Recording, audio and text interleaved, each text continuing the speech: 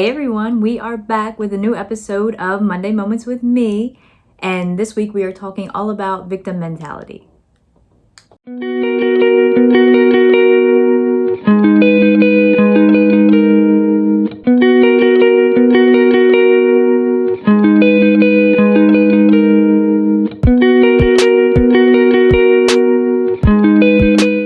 So what is victim mentality? My definition is kind of basic, kind of simple. Basically, blaming someone other than yourself for things that are going wrong or right in your life. And I do want to add a little disclaimer. Of course, there are people who have been through crazy, horrendous things and are victims of things, and I don't want to diminish anything that they have gone through. I really just want to focus on how being a victim and getting over your victim mentality can really change your life, and the steps I've taken to get over things that would have really stopped my success, my future, my relationships, my marriage, my parenting. Everything that's going well in my life could have been stopped just because I didn't change my mentality.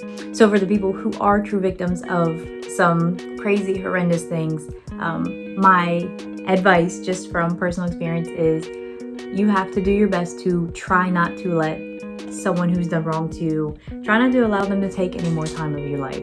Now, along with people who have been victims of different things, there are also people who just can't seem to get the concept of taking ownership of things that go wrong in their house or in their lives, If they say you're in school, you fail a test, it's the teacher's fault. If you lose your house, it's someone else's fault. If your car gets repossessed, it's your job's fault for not giving you a raise. It's everybody's fault beside your own. If you dig deep down, you have to take ownership over it. 1, so you can learn, 2, so you can grow, and 3, so you can recover and move on and not have the same mistakes happen in your life. Just like everybody else, I have been through some shit. I had a great job. I was leaving my great job for another opportunity. I was given a huge raise to stay at my job. So the target on my back was enormous. And with that target, I was attacked. People didn't like that I was getting that big raise. They found out because I had already put in my notice. And once word got around, then it was, okay, let's take her out.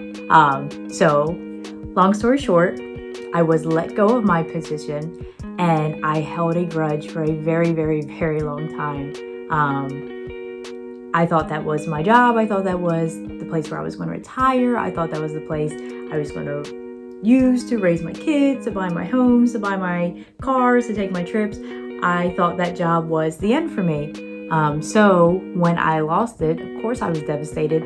I didn't know where I was going to go with my life. I didn't know what I was going to do. And I held a grudge because of the people who actually reported me or just that kind of took their jealousy to the extreme and made sure that I was fired from my job. Once I sat back and stepped back and said, hey, yeah, you had a target on your back, but it was your fault. I made a decision to stay. I made a decision knowing it rubbed people the wrong way. And once I let go of that grudge and let go of that anger to people who I considered friends, I was fine. I'm fine with them. Of course, they're not my best friends. We don't hang out. But I don't have a grudge. I forgave them. I forgave myself for my mistakes. I forgave them for whatever they may have been going through that made them act the way they did, and I moved on. I didn't forgive them for them. I didn't forgive them because they deserved it. I forgave them because I needed to free myself of that, and that's exactly what I did.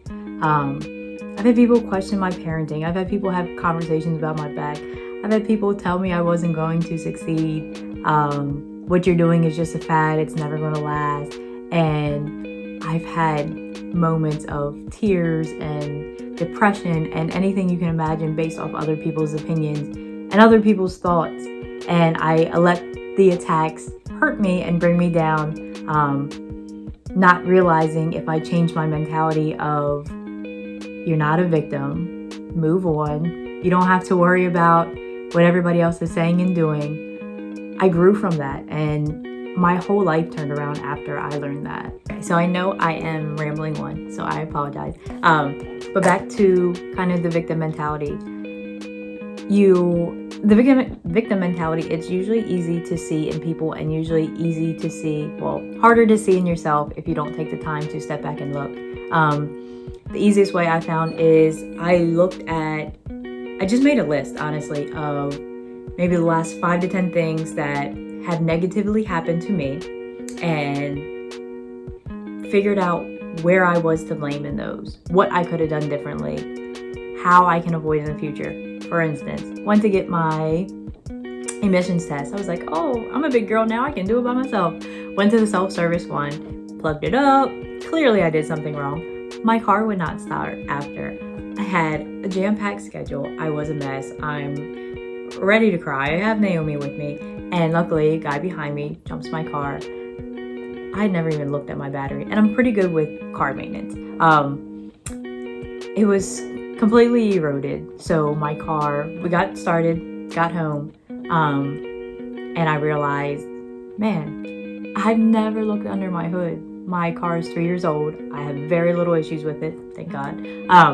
But I've never looked under my hood. If I would have checked sometime regularly, or, certain every so often, I would have seen my battery was slowly wearing out, and I could have replaced it before it all happened. End of story. I didn't blame my mechanic. I didn't blame my car salesman. I didn't blame God. I didn't blame anybody. I blame myself. Hey, let's get this fixed, move on, and go on to the next level, or go on to the next task. Depending how long you or people that you know have lived in a state just having the victim mentality, it's a hard transition, especially if you're not ready. What I've noticed is people who are around me or have been around me that have the victim mentality and are not ready to change, they are very draining. I've had to separate myself from a lot of people that, whether it's family, whether it's friends, I just couldn't continue to allow the negative vibes, the negative stuff come in and mess me up, because then the people that you hang out with most, the people that you talk to most, you start to take on parts of their personality. And if many of those traits are negative, you're going to start to absorb those negative traits and not even realize it. So I'm definitely not telling anyone to go try to change the world. If you know someone that you're like, wow, everything you're describing is exactly this person, I'm going to go change them. Of course, bring it up, but don't spend your life trying to fix people, because I've learned that trying to fix people who aren't ready to change, or trying to help people or teach people things that you've learned that aren't ready to hear it, they're not going to absorb it, and it usually causes more conflict in the relationship than there was before. But definitely look back at just things that have happened recently in your life. It could be little, it could be big, and see, okay, well, how did I handle that situation? Did I blame everybody else? Did I blame the teacher that my student didn't complete their homework, or not know how to do a certain assignment? Look back and see what you could have done differently. And the sooner you take ownership for the things that go wrong and the things that go right in your life, the happier you're going to be, because you now know you control everything that's happening in your life, and it's not any outside source. No matter what it is, it's completely on you. And the one thing that you can change in your life is yourself.